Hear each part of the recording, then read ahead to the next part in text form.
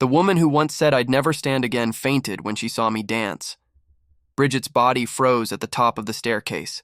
She clutched the railing like the world had suddenly tilted. Her eyes weren't on the lights, the crowd, or even the music. They were on me, and I wasn't in a wheelchair anymore. The hall had gone still the moment I walked in. Not wheeled in, walked in, but I didn't come alone. I came with Vicki, Bridget's younger sister, the same girl she used to send out of the room like she was invisible. The one she told, "You'll never understand adult love." But tonight, Vicki held my hand in front of 300 guests and whispered, "Are you ready?" And I nodded. The music began. Bridget didn't breathe. Neither did Joseph, the man she left me for. His expression fell apart as I took Vicki into a soft, sweeping spin that made the hem of her blush gown flutter like wind over silk. The lights above turned warm gold. Bridget had once told me she couldn't imagine a future pushing a wheelchair. That she didn't want a man who couldn't even hold her hand while standing upright. I had no words then, just broken nerves and shattered pride. But I'd spent the last 11 months in silence, in therapy, in darkness, alone, except for one person. Vicki. She came to every hospital visit Bridget skipped, brought music, brought laughter, brought her quiet hand and placed it over mine when the pain made me want to give up. She believed in my steps before I could even take them. And tonight, I took every one of those steps for her. But when I lifted Vicki into the final turn, Bridget stepped forward. Her lips parted. Her voice broke. "Antonio, you..." And then she dropped to her knees. The crowd gasped. Joseph moved toward her, but she screamed, slapped his arm away, and crawled back as if the truth itself had hit her across the face. Because the man she left in a hospital bed was now dancing with her sister, and he would never look back. When I met Bridget, I didn't think someone like her would ever look at someone like me. She was elegant, sharp-tongued, the type of woman who made a room adjust itself when she walked in. I was quieter, more observant, more grounded, the kind of man who listened more than he spoke. But somehow, we found each other. She called our beginning fate. I called it timing. Either way, it didn't matter.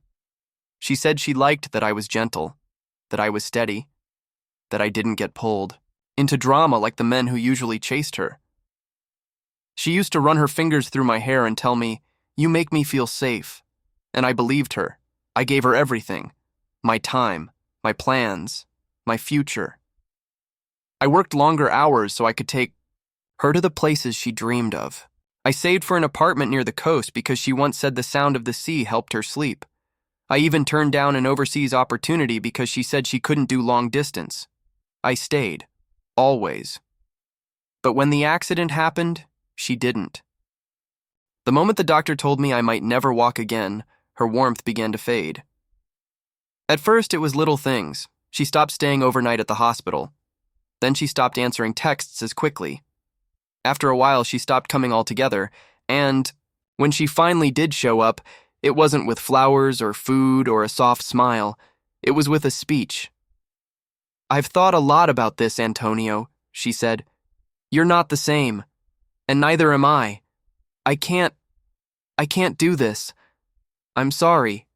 She said it like she was doing me a favor, like I should thank her for having the courage to walk away. She left her apartment keys on the table and told me I should keep the place. It would be easier for me to access with the ramps. Then she walked out.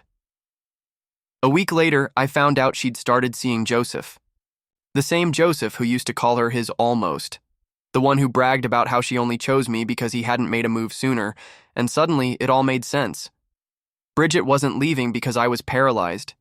She was leaving because someone more exciting had finally opened the door. I didn't cry that night. I couldn't. I just stared at the ceiling in the rehab center and asked myself what I was supposed to do now. And then Vicki showed up. She had never been close to Bridget. Their relationship was strained, polite at best. Bridget used to call her the family's shadow, always standing in the corners, never bright enough to matter.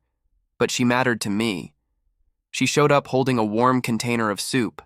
No questions, no pity, just presence. She said, "You don't have to talk, Antonio. You just have to eat something." And I did. That became our pattern. Every 2 days, she would come by after her shift. She worked part-time at a dance studio. Nothing glamorous. She said she liked teaching the little kids. "They don't fake emotions," she told me. "If they're sad, they cry. If they're happy, they dance." Simple.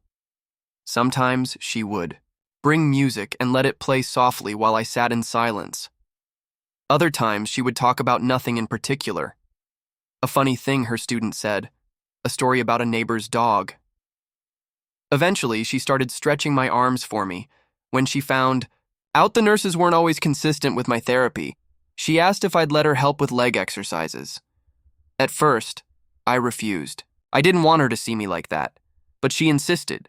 She said, "You're still Antonio. You're still worth showing up for." No one had said that to me in weeks, so I let her, and she stayed. Through the worst of the pain, through the slowest days, through the humiliating failures when my legs wouldn't cooperate and I'd collapse during therapy, she never laughed, never pitied me. She just held out her hand and said, "Again." Then one afternoon I stood for 3 full seconds. She cried. I didn't even notice until I saw her hand shaking near her mouth. She tried to laugh it off, said it was dust in her eye. But I knew the truth. She believed in me when I didn't. She stayed when the woman I thought I'd marry disappeared the second things got hard. Don't know the exact moment I began to see Vicki differently. Maybe it was the time she tied my shoelace without a word and kept humming like it was the most normal thing in the world. Maybe it was the way she smiled when I managed 5 full steps. Or maybe it was the silence, the comfort in knowing she didn't need me to be anything more than I already was. But I did want to be more. Not for Bridget, for Vicki, for the girl who stood in the shadows but lit up every room I was broken in. When I told her I could finally walk, she didn't celebrate loudly. She just said, "Then let's dance." So we practiced, in secret, away from everyone. I told her I wanted to surprise someone. I didn't say who, and she didn't ask. She just showed up every evening with the same softness, the same strength, the same patience Bridget had never once offered me. I learned to hold her without falling. And tonight, under the soft lights of that ballroom, was the moment I held her in front of the very woman who once told me I was useless. The woman who threw me away the second I couldn't stand tall, but now I stood and I danced with the only person who ever truly wanted to see me do both. The day Bridget walked out of the hospital was the day I stopped believing in promises.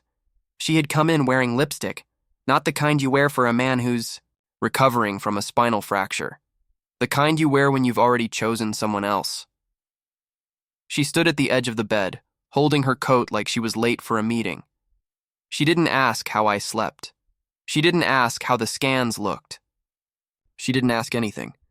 Instead, she placed a small envelope on the tray beside my water bottle. Inside were the apartment keys and a note with 3 lines. "You'll be okay. I know you will. I can't be part of this anymore." I waited for her to say something else, anything else, but she just looked at the wall behind me and said, "Don't make this harder than it needs to be, Antonio." She didn't cry. She didn't hesitate. She walked out before I could lift my arm to stop her. I stared at the door for almost 20 minutes, waiting for her to come back. She never did. The worst part wasn't that she left. It was that she made me believe, even for a second, that my value was tied to whether or not I could walk, that I had become too much weight for her to carry. In the weeks that followed, Joseph started showing up online with her. Pictures at cafes, smiling at museums, a vacation photo with palm trees. His hand was on her waist. Her face was tilted toward him like she had never kissed anyone else. People tagged me by accident. "Isn't this your ex?" "Damn, didn't they just break up?" "I thought she was taking care of you." I turned off all my notifications, but turning off the noise didn't stop the ache. And then Vicki showed up. One morning, she walked into the rehab center carrying a Tupperware box and a small speaker.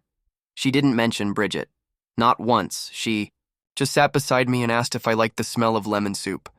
After that, she kept coming. She never said it, but I knew she blamed Bridget more than anyone else. Not because of the breakup, but because of what came next. 2 weeks before I was discharged, I found out Bridget had told everyone I was moving out of state to recover in peace. She made it sound like I didn't want visitors. She told people I needed space. That I wasn't in the right frame of mind. She said I had become depressed, difficult, unreasonable. Even my old friends started pulling away. I found out by accident, when one of them forwarded me a message that Bridget had sent behind my back. Stared at the screen for a long time, then I turned it off. The day I left rehab, I didn't tell anyone, except Vicki. She picked me up in her little gray sedan, the one with the broken air vent and fuzzy steering wheel cover. She'd brought a new walking cane and a playlist of soft jazz music. She said, "I know it's not much, but this car's taken me through some hard days. It'll carry you just fine." She dropped me off at the small apartment I'd rented, for myself. That night, I unpacked in silence. The next morning, someone knocked.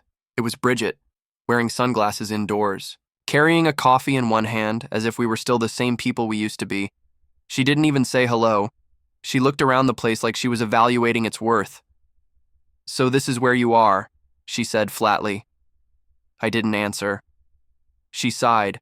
"Look, I'm not here to fight. Joseph thinks we should try to make peace, and honestly, I feel guilty. I didn't mean to hurt you." I stared at her without speaking.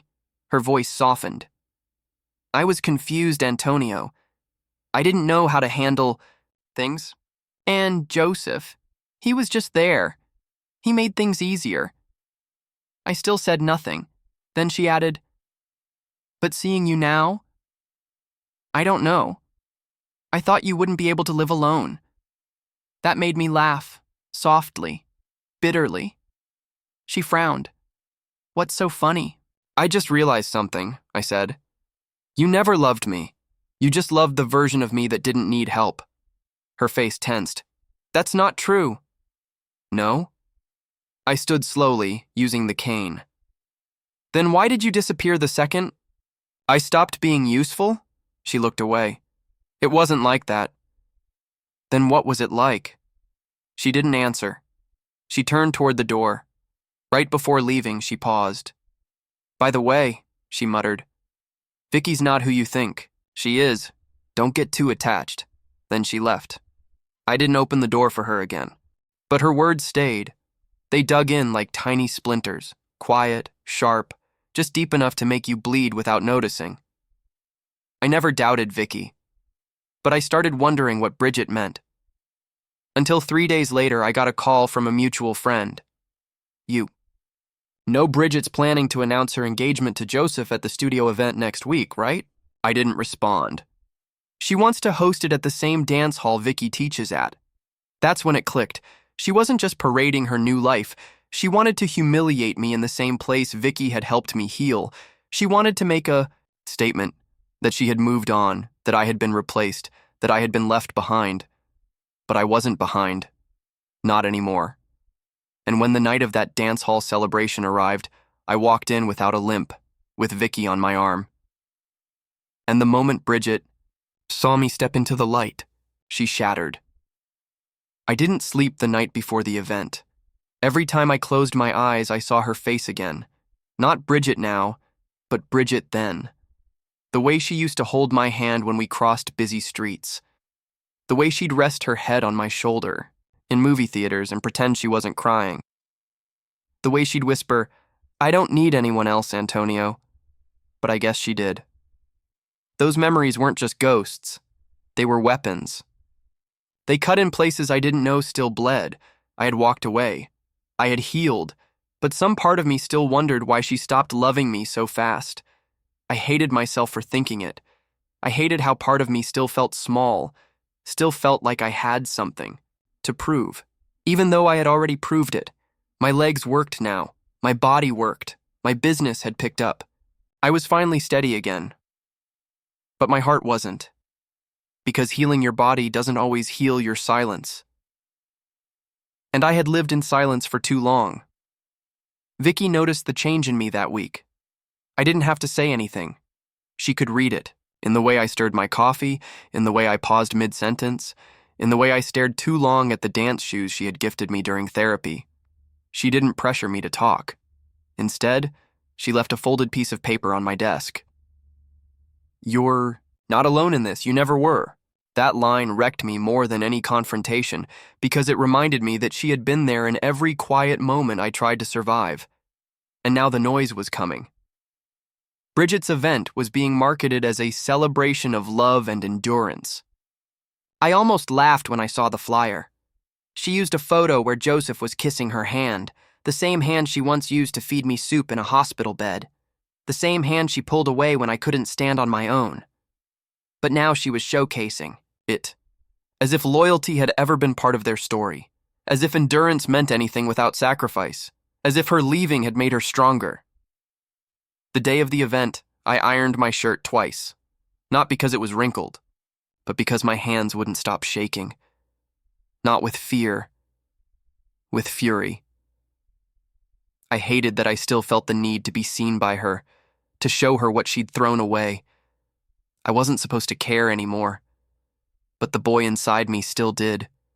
The boy who had loved her without hesitation, the man who had been left behind without a goodbye. Vicki waited for me by the door, dressed in soft pink. Her hair was pinned up the way she always said made her ears look too big.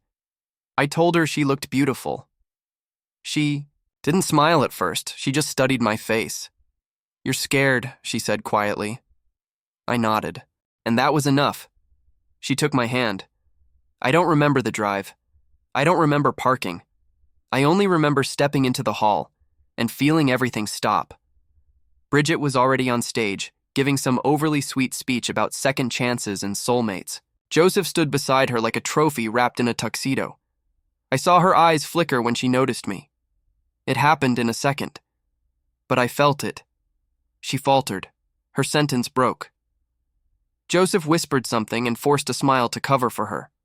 But she wasn't looking at him. She was looking at me. Vicki tightened her grip on my hand. I took a slow breath. I reminded myself I wasn't there to break her. I was there to free myself. We didn't interrupt the speech. We didn't say anything. We just walked through the crowd, step by step, until we were directly in front of the stage. Bridget's voice cracked. She tried to finish her sentence, but everyone was already looking at us, and that's when the music started.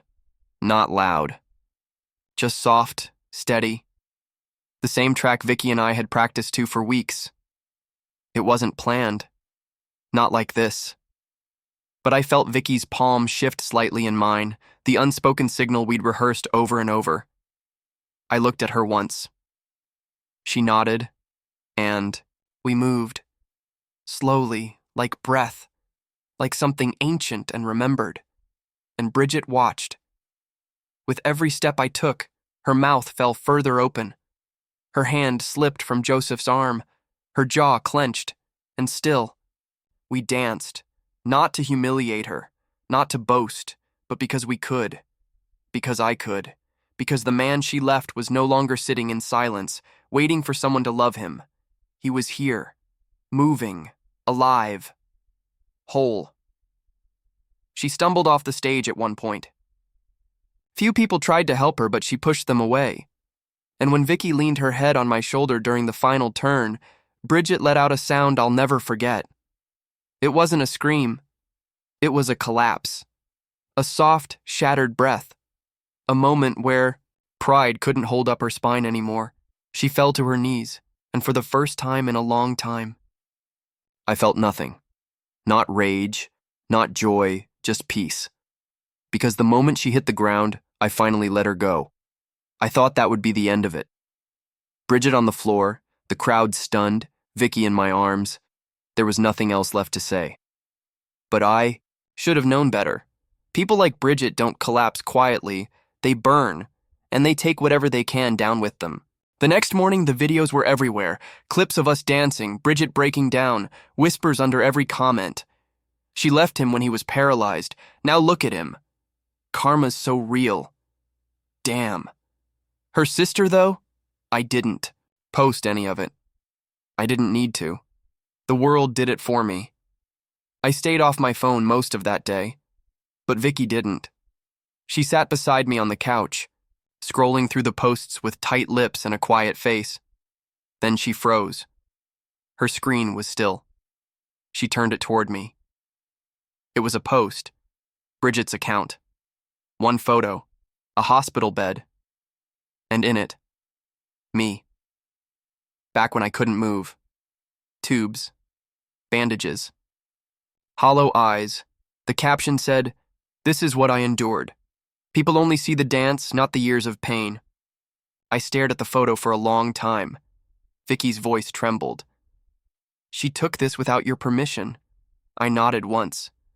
"She's trying to flip the story," she whispered. "She wants people to think she was the victim." Bridget had done what she always did, took truth, and bent it just enough to make herself look brave. I didn't care about the post. But what came next? That I couldn't ignore. An hour later, there was a knock at my door. Not gentle, not hesitant. Vicki stood up. I told her to sit. I opened it. Bridget walked in like she owned the air. She didn't even ask. She threw her bag on the table and stood, in the center of the room like a queen addressing the court. "You embarrassed me," she said. "I said nothing. You humiliated me. In front of everyone." Still, silence. She laughed. "Sharp, brittle. I gave you everything. I stayed with you longer than anyone else would have. And you parade around with my sister like I never mattered." Finally, I spoke. "You didn't stay. You ran." Her face twisted. "Because you were dead weight, Antonio. What did you want from me? To waste my life on someone who couldn't even stand?" I didn't flinch. I let her burn. "I made you who you are," she hissed. "Without me, you would have given up. You would have rotted in that bed." She actually believed it. She truly believed her cruelty had somehow made me stronger. Then she looked at Vicki. Younger, calmer, whole.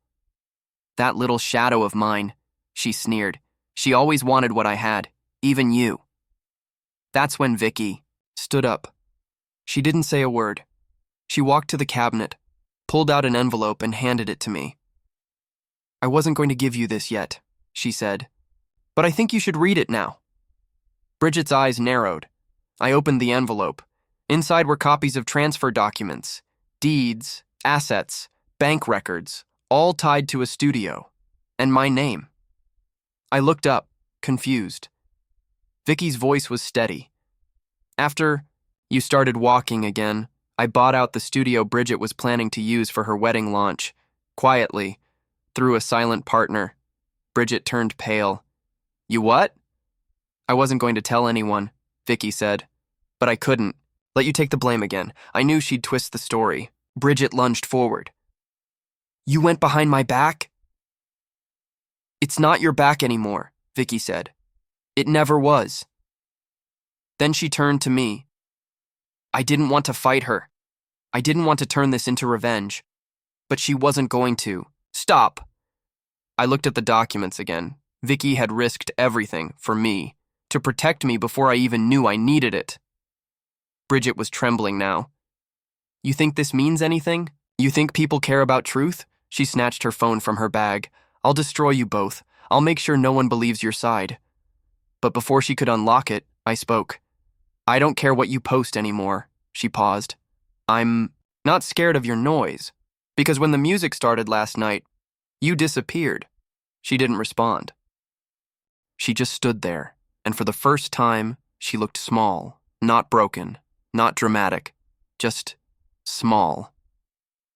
Then she turned and walked out the door. No slam, no final word, just silence. And as the door clicked shut, Vicki reached for my hand. "Are you okay?" I nodded, but I wasn't sure what I felt, only that everything had shifted again, and there was still more to come. Bridget's silence was worse than her rage. I waited for the messages, the posts, the explosion she usually left behind when she couldn't control the story. But nothing came. No late-night status updates, no pity-laced apologies, no twisted retellings. Just quiet, too quiet. It lasted 3 days. Vicki and I tried not to talk about it. We focused on work, on daily things, on the plants in the kitchen windowsill she kept forgetting to water, on the playlist I was building for our first public performance together. But silence has a way of breathing under doors, and I knew Bridget wasn't done. I just didn't expect what came next. It was a Sunday morning. The sun hadn't fully risen. Yet, I got a call from a number I didn't recognize. I almost didn't pick up, but I did. Mr. Antonio Lin? Yes. This is Officer Tran with the local department. I'm calling in regard to an incident report involving Miss Bridget Sanders. You've been listed as her emergency contact. I froze. She's been hospitalized. I stood up so fast I knocked the chair back. What happened? There was a confrontation. She came into an art studio she no longer owns, began smashing equipment, screaming at employees. When the police arrived, she became non-compliant. My heart dropped. She was taken into custody for disorderly conduct and destruction of private property, but she passed out at the station. Her blood pressure spiked. Paramedics brought her in. Where is she now? General Hospital, stable. But we need someone to verify her medical history. I hung up before I could think twice. Vicki appeared in the hallway, hair still messy from sleep. What happened? She's in the hospital. Vicki didn't ask who. She just said, "Let's go." The drive was cold. Not because of the weather, because of the weight pressing against my chest. When we arrived, the nurse at the counter recognized my name immediately. "She's sedated," she said. "But she's been asking for you." I wasn't ready to see her, but I walked into the room anyway. Bridget looked nothing like herself. Her face was pale, lips dry, wrists wrapped in gauze. She was awake but hazy, like she was somewhere between this world and the next. When she saw me, her eyes watered instantly. "Antonio!" I stayed by the door. "I didn't know who else to call," she whispered. "You listed me as your emergency contact. I forgot to change it." I said nothing. "I didn't mean to scare anyone," she murmured. "I just wanted to see the studio." "You broke the glass," I replied. "I built that place. I taught there. I watched it grow." She turned her face away. "And now she has it." "She didn't steal it from you, Bridget. You lost it because you weren't stable enough to manage it." She flinched. Her voice thinned. "You think I'm crazy. I think you're in pain. And I think you never learned how to handle it." Silence. She closed her eyes for a long while. Then she whispered, "I shouldn't have left you." I didn't move. "You know why I did it?" she said softly. I waited. "I thought you'd always forgive me." She opened her eyes again. "Thought I'd always have a way back in." That was the moment I finally understood her. Not the anger, not the jealousy, the fear. She didn't hate Vicki. She didn't even hate me. She hated that the version of herself she destroyed couldn't be rebuilt. She hated that I didn't wait for her to realize what she threw away. I walked closer, but I didn't take her hand. "I'm not angry anymore," I told her. "I don't want your forgiveness." "This isn't about forgiveness, Bridget." Her breath hitched. "This is about goodbye." The words didn't shake when I said them. They landed quietly, permanently. Her tears came without sound. I didn't wipe them. I didn't need to. She cried like someone who finally accepted what was never coming back. I left the room without saying another word. In the hallway, Vicki stood waiting. She didn't ask how it went. She just touched my arm gently. "I'm here," she said, and I knew she always had been. That night, we danced in the empty studio. No lights, no music, just us, moving slowly, breathing as one. There was no crowd, no applause, just peace. That was when I realized the real confrontation wasn't with Bridget. It was with the part of myself that thought being abandoned meant being unworthy. It didn't. I wasn't broken because she left. I was stronger because I stayed, because I healed, because I chose someone who never made me beg for love. Vicki pulled back halfway through our slow turn. "What's wrong?" I asked. She smiled shyly, then pulled a small box from her coat pocket. I was going to wait until after the next performance, she whispered. But I don't want to wait anymore. My hands trembled as I took the box. Inside was a simple silver band engraved with a date, the day I first stood on my own. I looked up. Vicky's voice was barely audible. You always said you'd propose when you felt ready. I figured I'd beat you to it. I couldn't speak.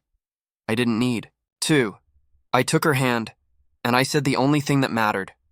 I'm ready now. She laughed through tears. I slipped the ring onto her finger, and in that quiet, empty room, we became everything Bridget said we'd never be. Whole, happy, unapologetically together. The following week, I stood in front of a full house, not as someone's broken ex. Not as a survivor hiding in the back row, but as a man who finally had something to say. The performance was simple, minimalist. No costume drama, no showboating, just movement, just truth. Vicki stood with me beneath a single spotlight. Her dress was soft lavender, the same one she'd worn during one of my worst nights in rehab. She said it brought her luck. The music began, an instrumental version of a song I used to play when I couldn't sleep. As our bodies moved together, the room dissolved. There was no crowd, no whispers, only breath and silence and light. This wasn't about proving anything to Bridget anymore. It wasn't about revenge. It was about release. About letting go of what I used to think I needed in order to be enough. The applause at the end lasted minutes, but the loudest reaction came from someone I didn't expect to show up at all. Joseph. He approached me backstage holding an envelope. He looked thinner, paler, nervous. I didn't speak first. He did. She's gone, he said. I didn't react. She disappeared after the hospital. Left the country, didn't say where, just packed a bag and vanished. I waited. He hesitated, then extended the envelope. She wanted this to go to you. Said you'd understand. I took it. He turned and walked away without another word. I didn't open it until Vicki and I were back home. Inside was a single photo. It was old. Bridget, me, and Vicki, back when she was still a teenager, at a beach picnic. I barely remembered the moment. But there we were. Young, unaware, smiling like we had time. On the back of the photo was a note written in Bridget's sharp cursive. You'll never know how long I waited to be the girl you danced with. But I waited too long. I kept thinking you'd break without me. I didn't know you'd grow. I didn't know she'd be the one to lift you. I lost you twice. In life, in the second chance, and now I won't wait to lose myself. There was no goodbye, no return address, only closure. Only the echo of someone who burned every bridge, then cried when the smoke didn't call her back. I placed the photo in a box and didn't speak of it again. I didn't need to, because in the weeks that followed, things began to shift, quietly, but deliberately. The studio that once carried Bridget's name was now ours, rebuilt under Vicki's lead, funded through our own hands, not inherited guilt. The staff who once feared her outbursts now worked freely, openly, without looking over their shoulders, and every dancer who entered through the doors saw the words etched into the wall above the mirrors. Strength is not measured by those who stay when it's easy, but by those who remain when it's unbearable. It was a phrase Vicki wrote on a sticky note during one of my hardest days. She never thought I kept it, but I did. I kept everything, and I remembered everything, especially the people who thought I'd never get back up, especially Joseph, especially Bridget. Their names no longer made me angry. They made me grateful. Because if Bridget hadn't left, I would have never learned what real loyalty looked like.